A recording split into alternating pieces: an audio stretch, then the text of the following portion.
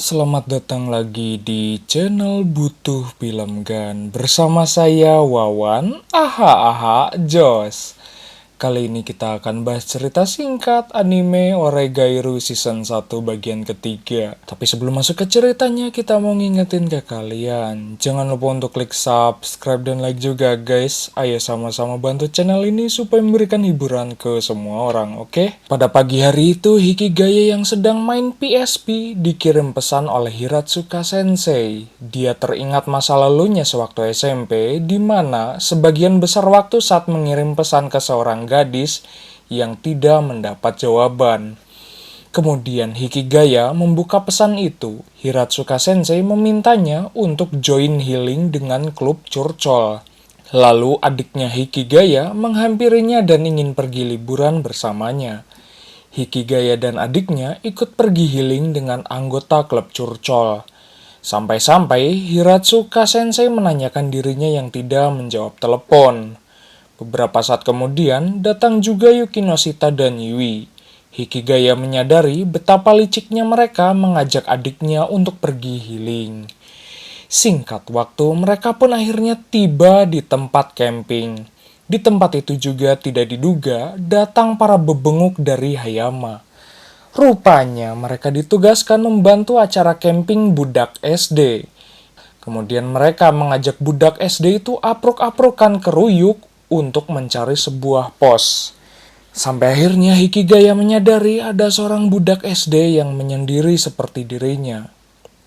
Singkat waktu, mereka kembali ke base camp, berencana untuk membuat makan siang dan menyiapkan perabot makan. Di sore itu Yukinoshita dan Hikigaya rada ke kiri dikit memantau aktivitas para bocah. Namun seorang gadis penyendiri bernama Surumi Rumi menganggap dirinya berbeda dan bocah lain menurutnya anak natskal. Dia pundung karena ditinggalkan oleh kelompoknya sendiri. Pada pertemuan sore itu mereka membahas soal Rumi yang dikucilkan. Kemudian Hina terpikirkan kalau Rumi hanya ingin hidup untuk hobinya. Hina yang overacting itu dibawa pergi oleh Yumiko. Kemudian Yukinoshita berdebat dengan Yumiko karena saling sikut-menyikut. Singkat waktu, malam pun poek. Hikigaya yang hese sare itu mendatangi Yukinoshita di sebuah ruyuk dan membahas masalah yang sebelumnya terjadi. Hikigaya hudang sare karena bisikan dari Totsuka. Dia lalu meminta kontak Hikigaya. Singkat waktu, mereka lalu sarapan. Hiratsuka Sensei mempersiapkan acara petualangan horor untuk budak SD itu. Kemudian Hikigaya mempersiapkan balok kayu yang ditumpuk. Saat berjalan ke arah walungan, Hikigaya melihat Yui dan adiknya Komachi sedang kukucuprakan dengan menggunakan pakaian gemes. Kemudian datang juga Hiratsuka Sensei dan Yukinoshita dengan setelan bondon ingin ikut main air di walungan. Sementara itu Yukimo melewati dirinya yang rupanya memberikan kode memamerkan knalpot Maman Racing miliknya. Sementara itu di pinggir pohon datang Rumi menemani Hikigaya yang tidak ikut kukucuprakan. Rumi curcol karena saat ditinggalkan oleh regunya, dia merasa benar-benar direndahkan. Kemudian Hikigaya cabut dan berpesan agar wisata dunia lain berjalan sukses.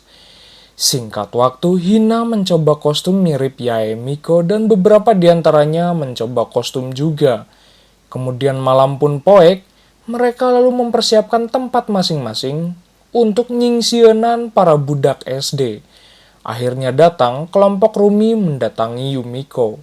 Kemudian mereka menyuruhnya untuk split tim, menentukan siapa yang stay dan cabut. Rupanya itu semua adalah settingan Hikigaya untuk menghancurkan kelompok Rumi. Budak SD itu lalu riweuh setengah edan, mereka pun langsung saling tuduh. Tapi tidak diduga, Rumi yang membawa flash kamera berhasil kabur dari kumpulan bebenguk Hayama.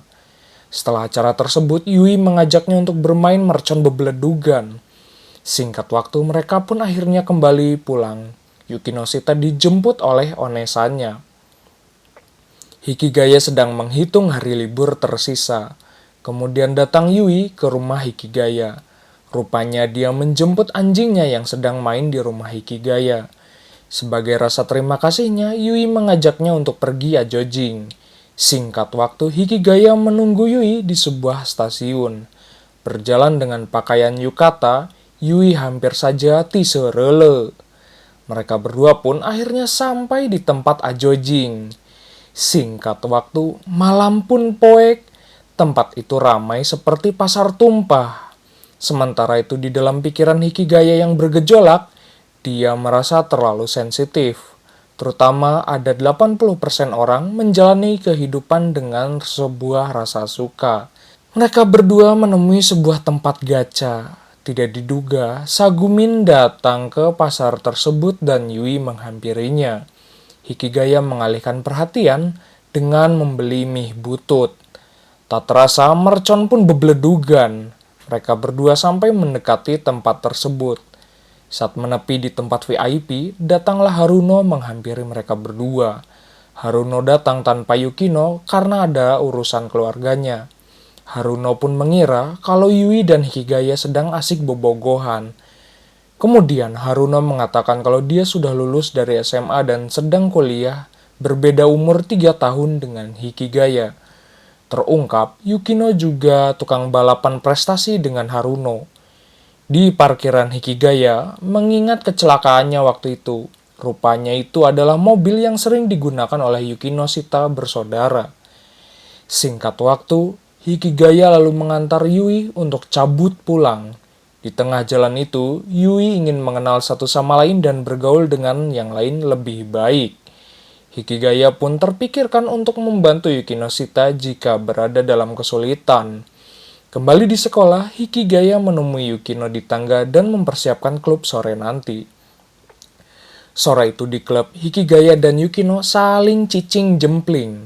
Yui berusaha untuk mengobrol dengan mereka berdua. Di kelas, Hiratsuka Sensei mengabarkan kalau masih ada perdebatan soal panitia festival budaya. Kemudian, kelas akan memilih personil yang akan ikut menjadi panitia. Sagami memujuk Yui agar menjadi ketua panitia tersebut karena cukup terkenal. Sampai akhirnya yang lain membujuk Sagami untuk menjadi ketua. Sementara itu di ruang rapat yang diundang oleh OSIS, memilih kandidat yang akan menjadi panitia. Yukino Shita pun ikut dalam rapat tersebut, tetapi dia menolak untuk bergabung sebagai panitia. Sampai akhirnya Sagami mencoba ikut bergabung menjadi ketua panitia. Singkat waktu, Yui terkejut karena Yukino ikut bergabung menjadi bagian dari panitia. Sementara itu Hikigaya merasa cukup terpaksa datang pada rapat tersebut. Kemudian Sagami datang ke klub curcol untuk membantunya. Untungnya Yukino tidak keberatan karena bagian dari panitia juga. Saat akan cabut, Yui merasa Yukino tidak seperti biasanya. Yui juga agak tidak suka dengan apa yang dilakukan Sagami. Yui meminta Hikigaya untuk membantu Yukino jika terjadi kesulitan. Pada rapat panitia itu, Yukino dengan seksama memperhatikan kebutuhan acara, khususnya promosi dan jadwal. Di kelas, mereka lalu memikirkan drama yang akan ditunjukkan pada sebuah pentas. Saki dan Totsuka ikut ambil bagian juga. Singkat waktu, Haru datang ke tempat panitia. Dia berencana untuk ikut membantu Yukino. Kemudian Sagami datang terlambat karena sibuk. Saat Sagami mengatakan untuk lebih enjoy, Yukino menentangnya karena itu ide buruk. Sagami rupanya mengalihkan sebagian besar tanggung jawabnya kepada Yukino. Esoknya Yukino dikabarkan sakit. Hayato dan Totsuka berlatih drama. Hina yang menjadi sutradara melihat ada adegan yang kurang menjiwai. Singkat waktu karena Yukino sakit, Hikigaya mengajak Yui untuk datang ke apartemennya. Sesampainya di apartemen, Yukino menyambut masuk mereka berdua. Yui mengkhawatirkan keadaan Yukino yang sedang sakit. Yui menyadari karena numpuknya tugas membuat Yukino kelelahan. Yui pun sampai marah karena hal tersebut. Namun menurut Hikigaya, mengandalkan seseorang malah menjadi riweuh. Apakah merupakan tindakan yang tepat? Yui pun berpesan agar Yukino bisa mengandalkan mereka berdua untuk membantunya. Saat akan cabut, Yukino kepikiran agar kedepannya mengandalkan mereka berdua. Kembali ke rapat panitia, mereka lalu mencari slogan yang cocok untuk festival. Namun Hikigaya malah menyoroti pembagian kerja yang kurang adil. Karena aksi bau terasinya, anggota di sana malah mengecamnya. Yukino akhirnya memutuskan untuk mencari slogan esok hari. Akhirnya slogan diputuskan pada rapat itu. Para anggota lalu menyebarkan posternya. Haruno mendatangi Hikigaya yang sedang sibuk. Kemudian datang Yukino memintanya untuk membereskan kerjaan hari itu juga. Singkat waktu, festival pun akan dibuka. Saat Sagami muncul membuka sambutan acara, dia mengalami demam panggung ngaderek-dek. Lanjut dengan drama kolosal yang diperankan oleh Totsuka dan Hayama. Kemudian Yui dan Hikigaya duduk bersebelahan. Karena lapar setengah edan, mereka berdua menghabiskan kue yang dibungkus. Sementara itu, Sagami yang asruk-asrukan ngajedok di WC. Pesta pada festival itu sangat meriah. Adiknya Hikigaya pun datang menghampirinya yang sedang sibuk. Kemudian di panggung itu mementaskan sebuah musik mapai jalan satapak. Saat Yukino dan Hikigaya asik berduaan, dia dikabari kalau Sagami ngalengit. Hal itu jelas membuat riweuh seluruh panitia termasuk Hiratsuki Sensei. Ketua OSIS berencana menggantinya untuk pidato penutupan, tetapi menurut Yukino tidak bisa. Karena masalah yang bikin riweuh itu, Hayama memutuskan untuk perform tembang Pasundan sekali lagi. Kemudian, Yukino meminta bantuan onesannya. Yukino berencana melakukan filler untuk mengajak Haruno perform bareng dengan Yui. Singkat waktu, Hikigaya lalu menginspeksi di mana Sagami nyumput. Dia lalu menghubungi Zaimokuza yang tukang ngajedok. Rupanya Hikigaya menemukan Sagami yang sedang apruk-aprukan di atas atap sekolah. Kemudian Hayama dan bebenguknya pun datang ke atas atap juga. Dia mengajaknya untuk kembali ke panggung untuk penutupan. Sagami pun bingung setengah edan karena menyebabkan masalah bagi semuanya.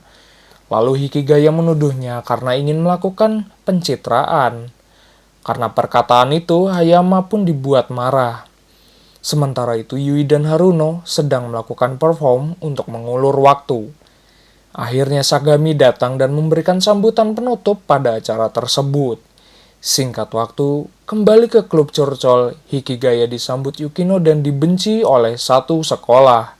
Dia juga tidak ikut pada acara Ajojing panitia. Akhirnya Hikigaya menyadari di antara keduanya memiliki pemikiran yang berseberangan.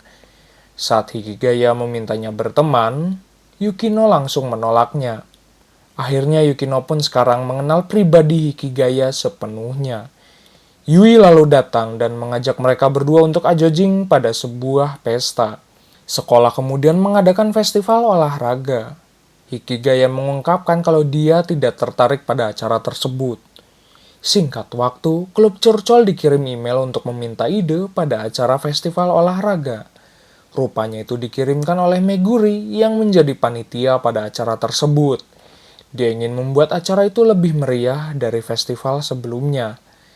Rinciannya, dia ingin meminta bantuan untuk pemain utama siswa lelaki dan wanita. Dia juga mengajaknya untuk ikut dalam rapat. Pada acara itu akan dibagi dua tim. Para anggota klub curcol itu akan bergabung sebagai tim merah. Singkat waktu, mereka berempat bertemu Hiratsuka Sensei. Hiratsuka Sensei merasa jenuh dengan festival sebelumnya. Maka dari itu dia memintanya untuk memikirkan ide yang menarik. Setelah ide yang disampaikan pada rapat itu tidak disetujui, akhirnya Hikigaya memanggil Zaimokuza dan Ebina untuk memikirkan acara lebih menarik. Kemudian pada lomba itu, pertama, mereka memperebutkan tali dari lawan. Yukino melawan Yumiko dan Yukino berhasil mendapatkan tali darinya. Akhirnya pertandingan pertama dimenangkan tim merah. Babak kedua, para lelaki memainkan tower blocking. Sebelumnya Zaimokuza memberikan semangat kepada seluruh timnya. Di saat yang lain beradu mekanik, Zaimokuza salting dan membuat tim lawan gagal fokus. Sementara itu Hikigaya dengan taktik tipu-tipunya menggunakan pita warna putih dan menerobos perhelatan. Sampai akhirnya Hikigaya ditahan oleh Hayama dan tidak diduga Zaimokuza menerobos pemegang tower. Kembali ke klub, rupanya tim merah kalah dan didiskualifikasi karena taktik boloho Hikigaya. Hikigaya merenungkan sebuah pernikahan, di mana pernikahan itu hanyalah kebahagiaan yang tipu-tipu. Komachi membuat masakan untuknya sarapan. Singkat waktu kembali di klub curcol, Hiratsuka Sensei menugaskan klub untuk membuat artikel tentang pandangan pelajar soal perkimpoyan. Kemudian klub memutuskan menerima tugas tersebut dengan terlebih dahulu melakukan survei kecil-kecilan. Survei itu mengambil pendapat dan sampel dari teman mereka. Sayangnya survei itu hasilnya tidak sesuai ekspektasi. Kemudian Komachi datang dan klub melakukan penelitian dari ciri-ciri ibu rumah tangga. Lalu para gadis di sana mencoba memasak sesuatu untuk diberikan kepada siswa lelaki. Kemudian para gadis melakukan kontes dengan menggunakan gaun pengantin glowing. Kontes pengantin itu dimenangkan oleh Hiratsuka Sensei karena sudah memberikan kode kerasnya. Singkat waktu, Hikigaya mengedit artikel itu dan Yui menghubunginya. Kemudian Yukinoshita memintanya untuk membereskan artikel itu sebelum Jumat depan. Bagi Hikigaya, pernikahan dan masa depan tidak diketahui apa yang akan terjadi di masa akan yang datang. Namun, setiap orang berhak untuk menginginkan sebuah kebahagiaan hidup. Anyway, cukup segini pembahasan ceritanya. Sampai jumpa di video berikutnya. Bye-bye.